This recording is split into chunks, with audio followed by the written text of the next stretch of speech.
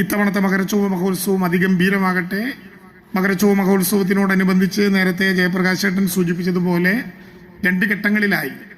ആദ്യത്തെ ഘട്ടത്തിൽ എല്ലാ ഭാരവാഹികളെയും 10ഓളം വരുന്ന ഡിപ്പാർട്ട്മെൻറ്റുകളുടെയും യോഗം, പിന്നീട് വിവിധ ദേശങ്ങൾ, ഫോറസ്റ്റും പോലീസും എല്ലാം വിളിച്ചുയർത്ത യോഗം. അതിലെല്ലാം പങ്കെടുക്കാനും തുടർച്ചയായിട്ട് ഈ പരിപാടികളിൽ അതിൻ്റെ എല്ലാവരോടും ആലോചിച്ചു പങ്കാളിയാകാനും കഴിയുന്നുണ്ട് എന്നുള്ളത് വളരെ സന്തോഷവും ഐശ്വര്യവുമാണ്. ആ പ്രവർത്തനങ്ങൾ തുടരും എന്ന് ഞാൻ സന്തോഷപൂർവ്വം നിങ്ങൾ അറിയിക്കട്ടെ.